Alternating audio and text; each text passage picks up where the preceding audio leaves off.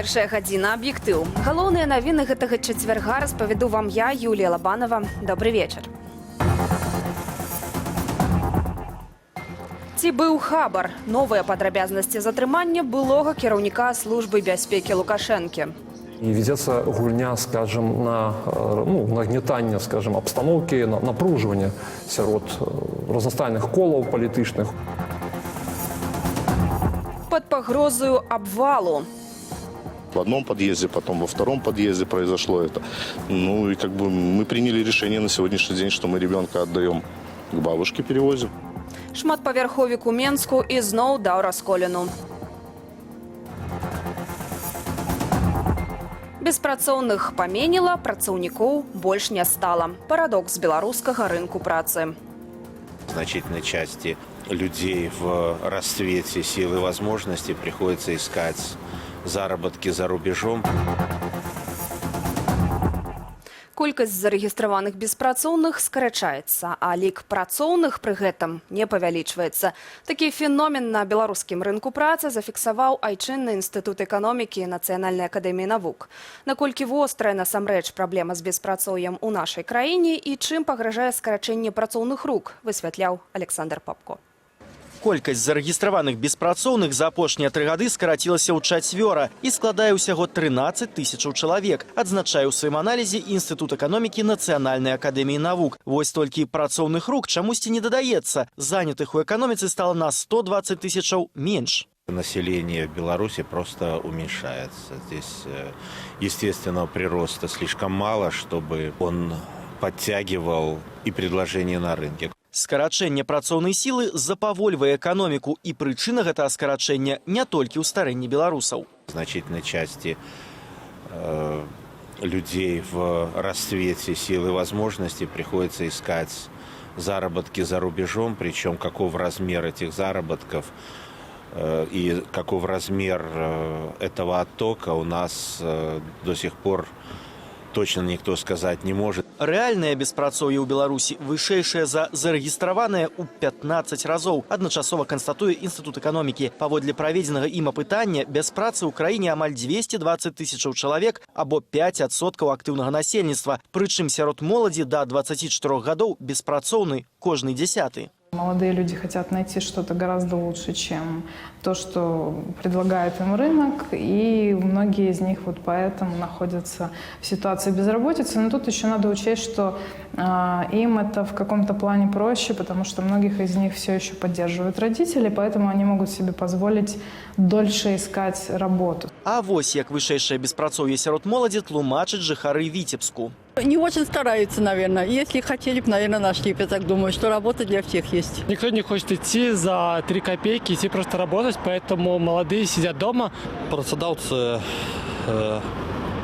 яны завжды жадаюць бачыць больш опытнага супрацоўніка. Как в Витебске, небольшие заработки на предприятиях, поэтому молодежь как бы не хочет идти на такую низкооплачиваемую работу.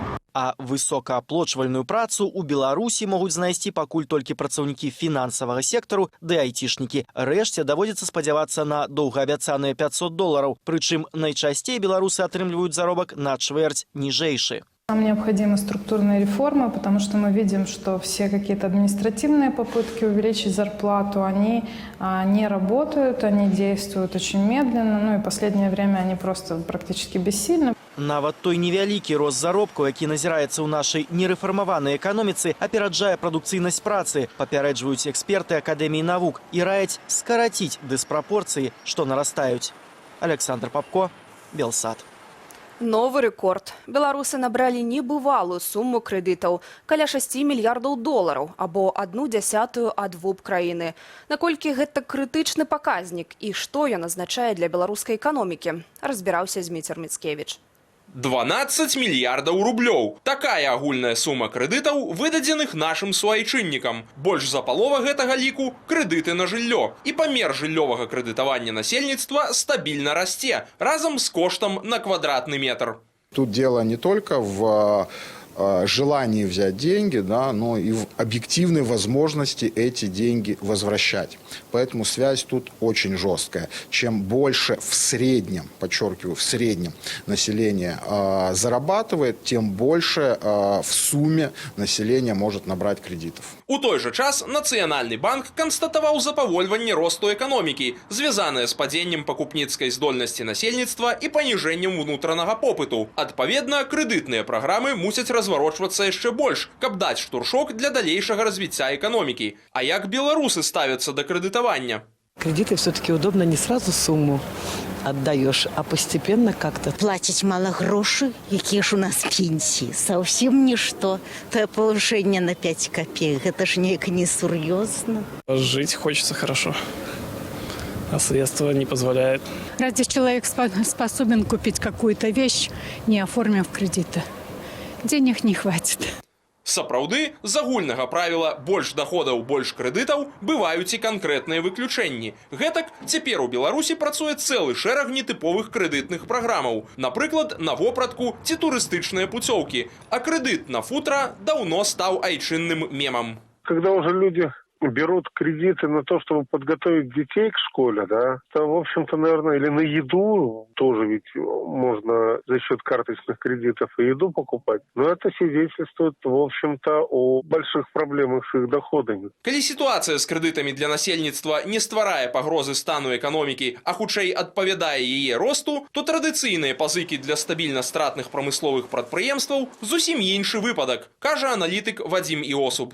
Есть директивные кредиты, и основная проблема – это груз вот этих кредитов, которые выдавались в прошлом.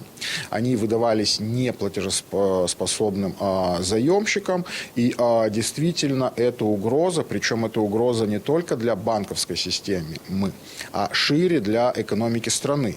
Потому что многие из таких плохих кредитов, их возврат гарантирован государством. Гэтак, на цяперашні момант агульная запазычанасць айчынных буйных і сярэдніх прадпрыемстваў складае каля 74 мільярдаў рублёў, а гэта больш чым у 6 разоў перавышае аб'ём крэдытаў насельніцтву. За мінулы год аб'ём крэдытаў прамысловасці вырас ажно на 12%. Калі ж прадпрыемствы не вярнуць пазычанае, кампенсаваць грошы банкам будзе дзяржаўны бюджэт. Дарэчы, Лукашенко ўжо публічна папярэджваў кіраўнікоў з галіны прамысловасці аб недапушчальнасці такога сцэнара. Зміцер Міцкевіч, Белсат. Працягваем выданне аб'ектыву з іншымі тэмамі. КДБ Беларусі ўсцяж не пацвярджае інфармацыі аб затрыманні былога кіраўніка службы бяспекі Лукашэнкі Андрэя Уцюрына. Між тым, расійскія СМІ са спасылкаю на беларускія спецслужбы пішуць пра шпіянаж Уцюрына на карысць Масквы. Да чаго, імаверна, мог быць датычны адзін з набліжаных да кіраўніка Беларусі службоўцаў. У заблытанай гульні разбіраўся Ярослаў Сцешык.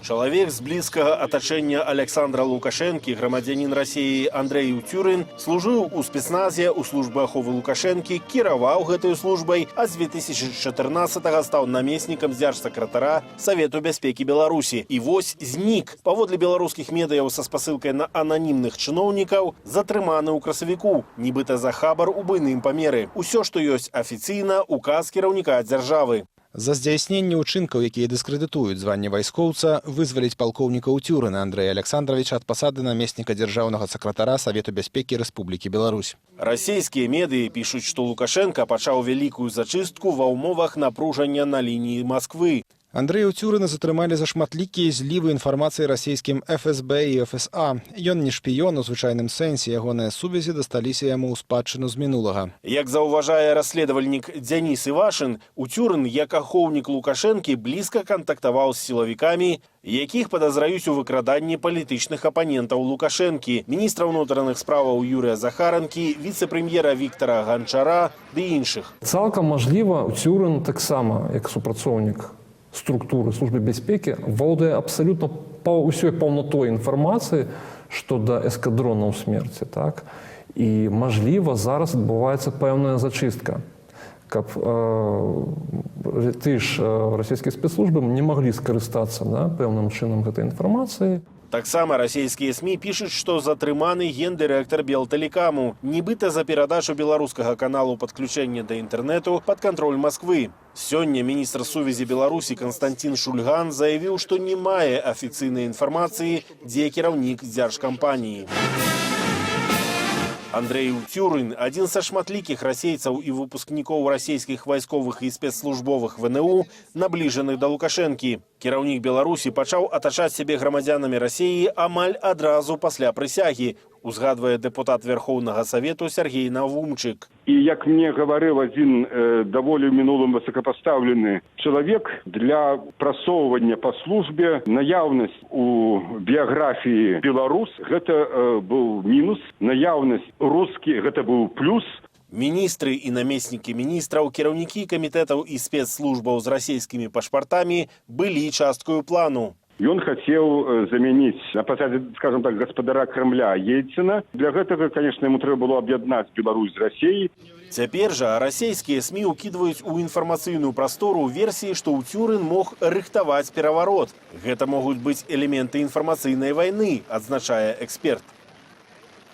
И ведется гульня, скажем, на нагнетание, скажем, обстановки, на напруживание сярод разнастайных колаў палітычных унутры Беларусі, сярод сілавых блокаў. І то бок Расія, мажліва, спрабуе задзейнічаць сваю стратэгію спрадвечную падзяляй і ўладар. Мажліва, на гэта і разлічныя гэтыя фейкі. Падобную ацэнку артыкулам расійскіх СМІ дае сеткавая экспертная структура iSans. Была падрыхтоўка перавароту ці не, Масква ўжо інфармацыйна адпрацавала магчымасць змовы на 100%, пасеяўшы нестабільнасць у атачэнні Лукашэнкі, каб потым ёй скарыстацца. Ярослаў Стешык, Белсат. 2 чалавекі загінулі, яшчэ як мінімум 130 пацярпелі. У сталіцы Венесуэлы Каракасе працягваецца супрацьстаянне паміж праваахоўнікамі і дэманстрантамі.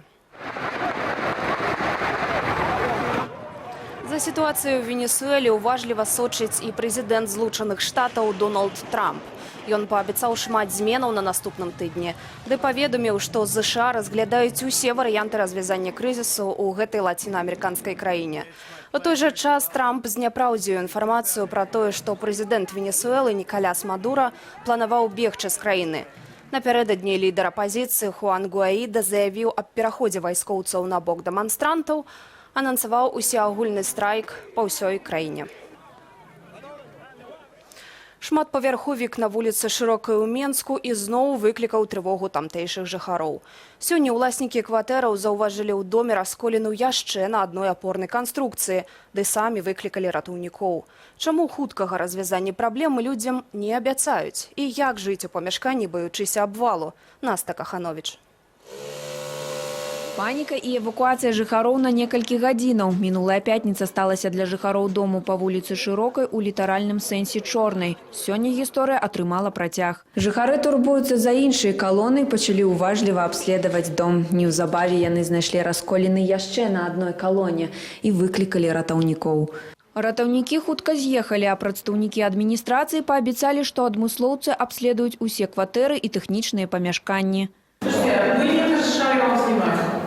Паника – это преждевременно, это колонна с эпиграфом. Гэтак пракаментавала сітуацыю намесніца кіраўніка адміністрацыі Савецкага раёну Алла Санкоўская. Але шмат хто з жыхароў да такіх словаў ставіцца з недаверам. В одном подъезде, потом во втором подъезде произошло это. Ну и мы приняли решение на сегодняшний день, что мы ребенка отдаем к бабушке, перевозим. Ну и сами, в принципе, планируем тоже переезжать, пока временно жить, пока не разъяснится и не будет ясность вообще причины произошедшего. Жыхарка дому Ірына Аўтушка нядаўна пачала заўважаць расколіны па ўсім пад'ездзе. И особенно меня взволновала вот эта трещина, которая от угла двери идет вверх. Она идет у меня насквозь. Але шчыліны ў кватэры жанчыны турбуюць значна менш за расколіну ў другой апорнай канструкцыі. Мне хотелось бы знать причину появления этих трещин. Да. И, конечно же, хотелось бы, чтобы были приняты меры к их устранению. Праблемы з адной з апорных канструкцыяў з'явіліся яшчэ летась, але рамонтныя працы пачаліся толькі тыдзень таму. Цяпер жа праблемныя прынамсі 2 апорныя канструкцыі. И это может иметь небеспечные наступства. В целом здание считаются на прогрессирующее обрушение, то есть убирается одна из несущих конструкций, и перекрытия должны зависнуть и распределить усилия на все остальные конструкции. Но, естественно, последствия могут быть, где-то может стена обвалиться и перекрытие прогнуться. Камунальнікі ды прадстаўнікі адміністрацыі пакуль не патлумачылі жыхарам прычынаў сітуацыі. У бліжэйшыя дні адмыслоўцы пачнуць праводзіць тэхнічную экспертызу. Яе вынікі ж будуць не раней, як праз месяц. Наста Каханович, Белсат. Раней толькі пра дзяржаўныя і камерцыйныя медыі. Цяпер гэтаксама і пра незалежную журналістыку. Упершыню на штогадовай выставе СМІ ў Беларусі сёлета бярэ ўдзел Беларуская асацыяцыя журналістаў. Што мае прэзентаваць наведнікам выставы «Баш», распавядзе Ян Вярбіцкі. Нас всех объединяет ее величество журналистика. Больш за 50 удзельнікаў, сярод іх упершыню «Баш». Звычайна на выставе гучаць лесныя нейкія водгукі, все расказваюць, як все добра ў медыасферы, якая у нас добрае заканадаўства, там як добра распаўсюджваць выданні. У гэтым годзе мы ўдзельнічаем дзеля таго, каб расказаць, што не все так добра. А распавесці ёсць пра што. Паводле міжнароднай арганізацыі «Рэпарцёры без межаў», Беларусь займае 153 месца са 180 ў індексе свабоды прэсы, паміж Брунеем і Конга. Ситуация с свободой прессы в Беларуси, она адрозніваецца ад суседніх краінаў вельмі высокай ступенню дзяржаўнага кантролю над медыямі.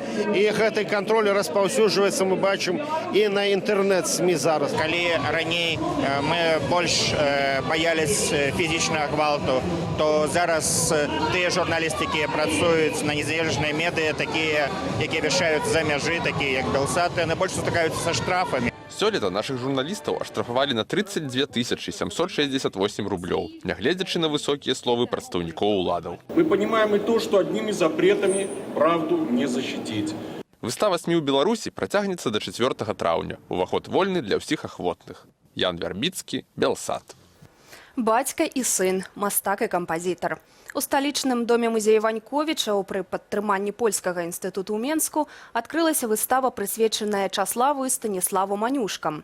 Экспазіцыя прымеркаваная да 200-годдзя знакамітага кампазітара. Нанотныя сшыткі Станіслава, а таксама вокладкі для іх ды аркушы з малюнкамі ягонага бацькі Часлава паглядзелі і мы.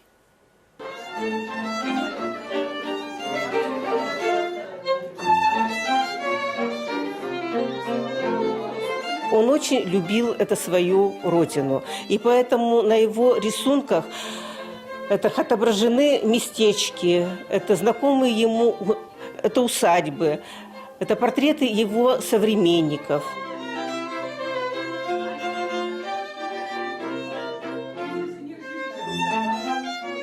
Для нас это прозвище важны тем, что яны все-таки адметны след у нашай гісторыі, у нашым мастацтве пакінулі. Таму нейкія дэталі, нейкія дадатковыя моманты аб іх жыцці, аб творчасці, яны заўсёды вельмі важны і не толькі для даследчыкаў, але і для шырокага кола публікі, для аматараў мастацтва.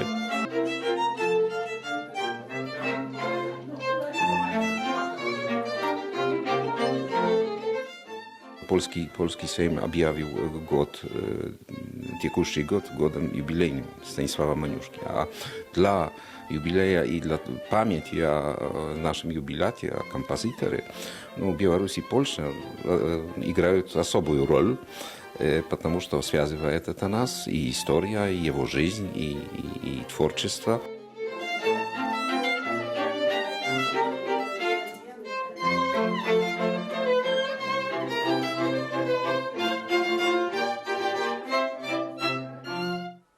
Істотнае пахаладанне і дождж чакаюцца ў Беларусі заўтра. Больш падрабязны прагноз пра зымгненне на мапе адразу пасля навіны спорту ад Дмітрыя Сухановича.